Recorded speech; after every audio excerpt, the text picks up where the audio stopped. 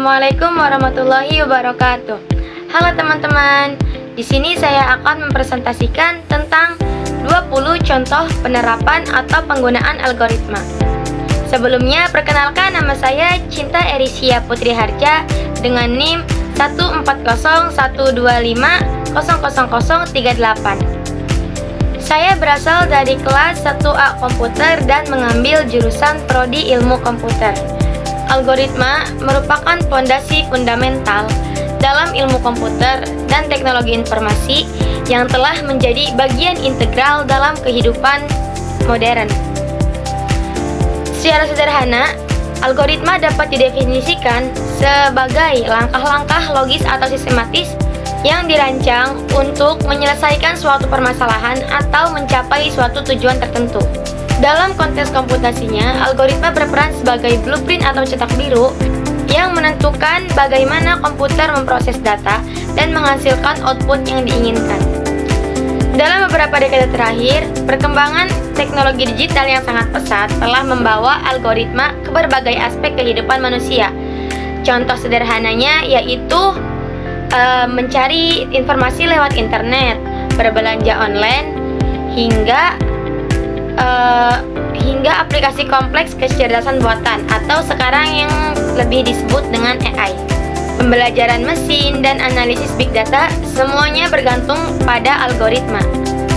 Algoritma tidak hanya berbatas pada dunia komputer, tetapi telah merambah ke berbagai aspek, yaitu salah satunya kesehatan, pendidikan, transportasi, dan bahkan kehidupan sosial masyarakat. Nah, di sini ada beberapa rumusan masalah. Nah, teman-teman, di sini kita akan mulai masuk ke bagian pembahasan. Dan sebelum memasuki bagian pembahasan, di sini kita wajib memahami terlebih dahulu definisi dan konsep dasar algoritma.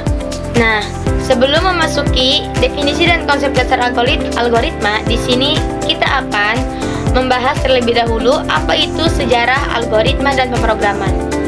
Penemu konsep algoritma adalah matematikawan Persia pada abad ke-9 yang bernama Abu Abdullah Muhammad Ibnu Musa al-Khwarizmi yang lahir di Khwariz yang sekarang biasa disebut Uzbekistan pada tahun 780 Masehi. Beliau ini adalah ilmuwan yang serba bisa yang ahli dalam bidang matematika, geografi, dan astronomi. Kata algoritma ini diadaptasi menjadi bahasa Latin pada pertengahan abad menjadi algoritmi atau algoritmus, yang kemudian menjadi algoritm atau algoritma. Nah, di sini kita akan masuk ke dalam definisi algoritma. Definisi algoritma adalah suatu instruksi atau rangkaian yang dirancang untuk menyelesaikan suatu masalah atau suatu tugas. Nah, di sini ada 4 sifat algoritma, yaitu input memasukkan, output pengeluaran, definiteness kejelasan atau kepastian instruksi, dan yang terakhir adalah finiteness keterbatasan atau berakhir. Menurut Corman et al. 2022, algoritma adalah prosedur komputasi yang terdefinisi dengan baik, yang mengambil sebagian nilai atau sekumpulan nilai sebagai output, dan mengambil sebagian nilai atau sekumpulan nilai sebagai output. Dengan kata lain adalah algoritma adalah urutan langkah-langkah untuk mengubah input menjadi output yang diinginkan.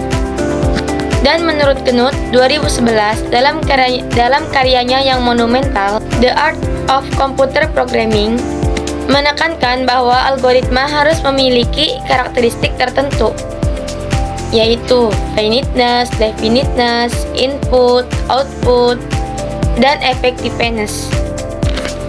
Nah, di sini ada klasifikasi algoritma.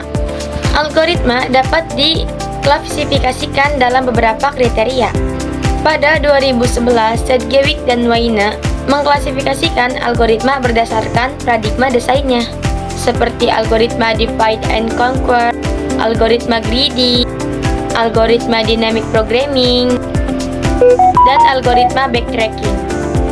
Setiap paradigma memiliki perbedaan dalam menyelesaikan masalah dan cocok untuk menyelesaikan masalah tertentu. Aho, Hopcroft, dan Ullman pada tahun 1983 juga mengklasifikasikan algoritma berdasarkan struktur data yang digunakan seperti algoritma untuk array, linked list, tree, graph, dan lain sebagainya. Pemilihan struktur data yang tepat dapat memengaruhi efisiensi algoritma dan performa program secara keseluruhan. Baik teman-teman, di sini ada mengenai 20 contoh penerapan atau penggunaan algoritma. Nah, dan di sini saya akan menjelaskan beberapa poin yang saya pahami ya teman-teman. Jadi, di sini yang pertama adalah ada algoritma pencarian atau searching algoritma. Nah, apa sih algoritma pencarian itu? Algoritma pencarian itu adalah serangkaian langkah-langkah untuk menemukan data yang spesifik dalam situs pencarian. Seperti contohnya, kita ingin mencari barang-barang di toko online. Semisal kita membuka Shopee nih, kita ingin mencari baju-baju model 2026. Di situ kita akan men-searching di halaman situsnya. Misalkan baju 2026, baju lebaran 2026. Nah, di situ akan muncul sesuai data-data yang diolah dalam situs tersebut.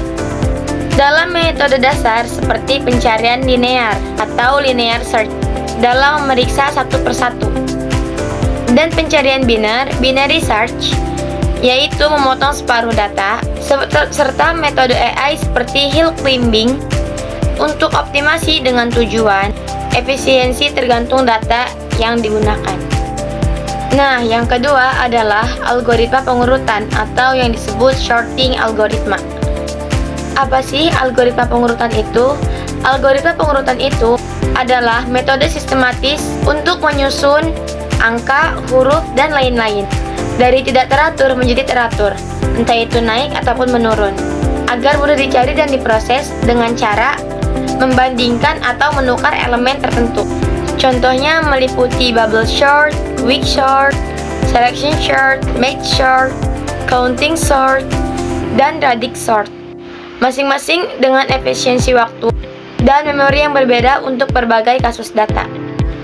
Nah, lalu ada algoritma penjadwalan atau algoritma scheduling. Apa sih algoritma penjadwalan itu?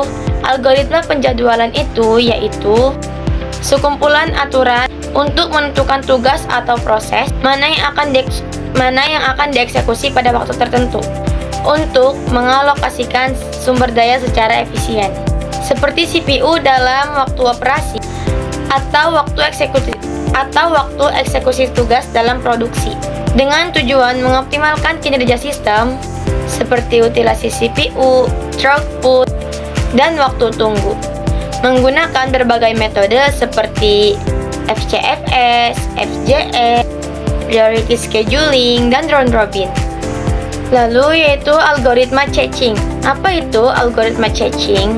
Algoritma caching yaitu aturan untuk mengolah data di cache, penyimpanan sementara cepat, menentukan mana data yang akan disimpan dan mana yang akan dihapus, dengan tujuan mempercepat akses data dengan menyimpan yang paling relevan, seperti LRU, paling jarang digunakan, LFU, paling jarang diakses, dan FIFO, pertama masuk, pertama keluar, agar sistem lebih responsif.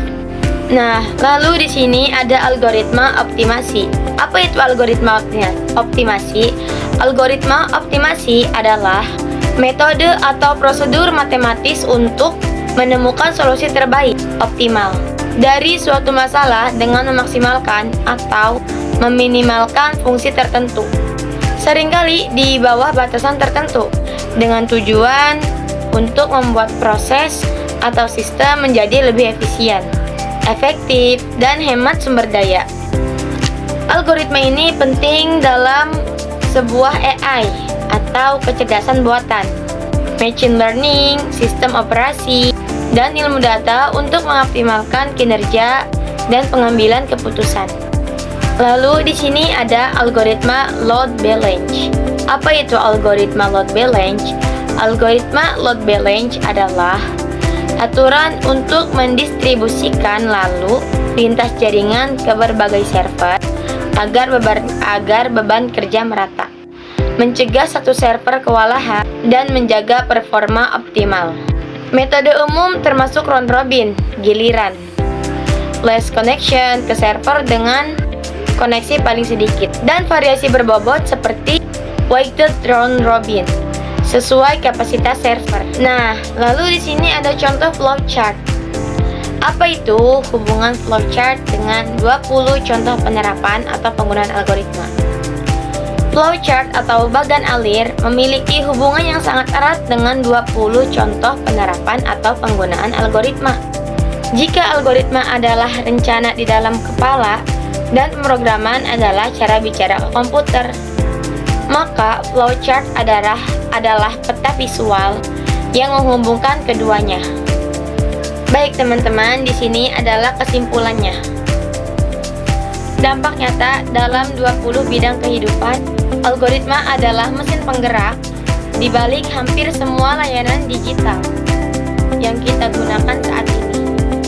Oke teman-teman, mungkin itu saja yang bisa saya sampaikan. Kurang lebihnya saya mohon maaf. Saya pamit undur diri. Wassalamualaikum warahmatullahi wabarakatuh.